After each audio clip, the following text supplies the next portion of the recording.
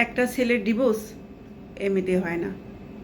একটা ছেলের ডিভোর্স তখনই হয় যখন তার মা কিংবা তার বোন তাদের সম্পর্কের মধ্যে ঝামেলা পাকায় এবং ঘরে ফিরতে না ফিরতেই তার বইয়ের নামে তার কাছে বদনাম করে। ঠিক আছে, অনেক বাজে ভাষায় তার ওয়াইফের সাথে ব্যবহার করে এবং তাদের ভালো একটা সম্পর্কের মধ্যে তারা প্যাঁচ লাগিয়ে দেয়। একটা পুরুষ কখনোই নিজের ইচ্ছাতে স্ত্রীকে ডিভোর্স দিতে চায় না। তখনই একটা পুরুষ ডিভোর্সের কথা ভাবে যখন দেখে সে আর পেরে উঠছে না, তার ফ্যামিলি সে বউটাকে নিয়ে সংসার করতে আর পারছে না।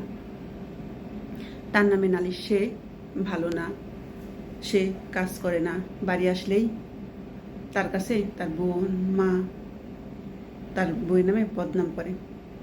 বইয়ের চরিত্র ভালো না, বউয়ের ব্যবহার ভালো না, বউ তাদের সাথে খারাপ ব্যবহার করে। একটা পুরুষ সবই সহ্য করতে পারে। তার মা বাবা যখন বলে তার স্ত্রী তাদের সাথে খারাপ ভাষায় কথা বলে, খারাপ ব্যবহার করে, তখন একটা পুরুষ আর ঠিক থাকতে পারে না। তখন বউয়ের সাথে খারাপ ব্যবহার করে, তখন বউটা দোষ না করলেও দোষী হয়ে যায়। তখন সে বউটা কষ্ট পায় যে আমার কোনো দোষ নেই, অপরাধ নেই, আমার স্বামী যাচাই বাছাই না করে আমার সাথে এরকম খারাপ আচরণ করলো। তখন স্বামী স্ত্রী দুজনেরই মন ভেঙে যায়, সেখানে ভালোবাসা আর থাকে না। একটা পুরুষ যখনই তার স্ত্রীর সাপোর্ট না করে তার পরিবার সাপোর্ট করে, ঠিক আছে, স্ত্রীর দোষ না করে যখন দোষী হয়ে যায়, তখন তার স্ত্রীর মন ভেঙে যায়। স্বামীর উপর বিশ্বাসটা তার থাকে না, যে স্বামীর কাছে আমি সবটা ছেড়ে এসেছি, সেই স্বামী ভালো মন্দ বিচার না করে তার সাথে খারাপ ব্যবহার করে, খারাপ ভাষায় কথা বলে। তখন তার স্ত্রী আর মন সে সংসারে বসাতে পারে না। কারণ কিভাবে বসাবে? যাকে বিশ্বাস করে সে এই সংসারে এসেছিল সেই তো তার দিকে নেই, তার সাপোর্টে নেই। তার মা বোন যা বলবে সেটাই।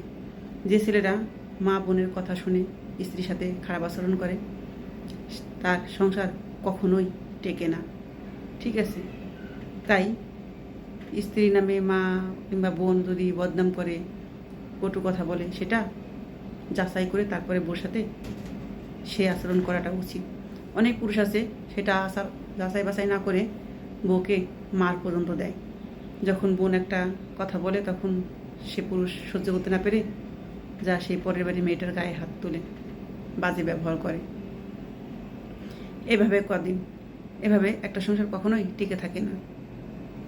লাস্ট চিকিৎসা সে ডিভোর্স দিতে বাধ্য হয় এবং সেই সিদ্ধান্তই নিয়ে নেয়, যেহেতু তার মা বোন তাকে সহ্য করতে পারছে না।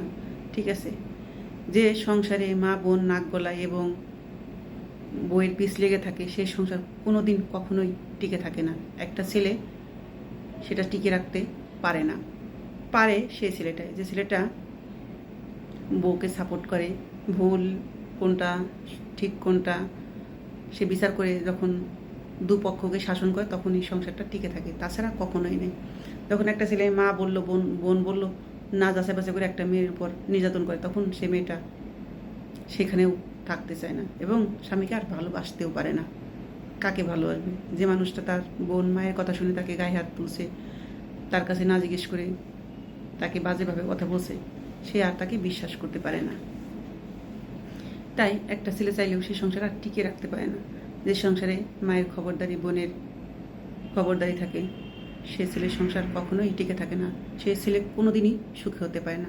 তাই সে ছেলেটা বাধ্য হয় সেই স্ত্রীকে ডিভোর্স দিতে। ছেলেরা তখনই এই সিদ্ধান্ত নিতে বাধ্য হয়। আর দোষ হয় সব ছেলেদেরই, যে ছেলেরা খারাপ। আসলে ছেলেরা বাধ্য হয় পরিবারের চাপে, আর টিকে থাকতে পারে না, তখনই ডিভোর্স দেওয়ার সিদ্ধান্ত নেয় তারা।